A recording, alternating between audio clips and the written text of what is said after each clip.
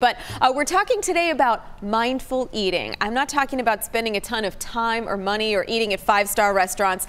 Just making small adjustments to how you eat can improve your digestion and your overall health.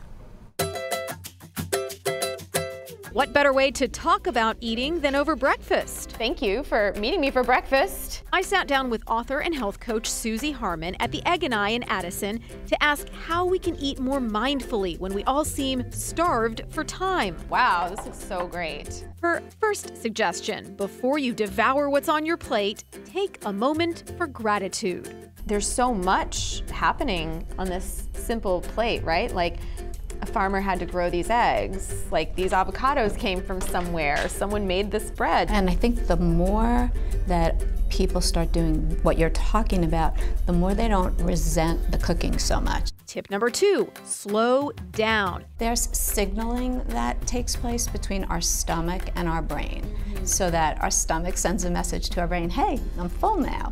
And that takes a good 20 minutes. To make yourself slow down, use chopsticks or eat with your non-dominant hand. Well, and this is good practice for becoming ambidextrous. Exactly. Third, where you eat matters. You are definitely taking in the energy around you. That's why eating while you're on the phone or standing up, you're taking all of that in. Ditch those stained microwave plastics. Use real plates, a tablecloth, maybe a flower.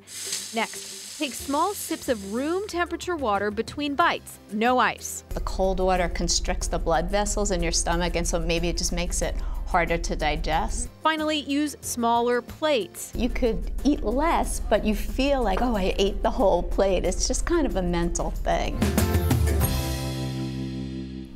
And by the way, I read Susie Harmon's book on the beach. It's called Hungry for Health, Starved for Time, which I definitely recommend to everyone. It's a very quick and easy read. One of my favorite parts is when she wrote, visualize your food in nature. So the animal on the farm, it's really hard to do if it comes from a box or a bag with ingredients you can't pronounce, right? I found the information so valuable, by the way, that I brought Susie in to talk about how really to embrace healthy mind, body, cooking, eating, and environment. So we're going to hop on Facebook Live on my page at 7:30 and chat with Susie so you can ask her your questions.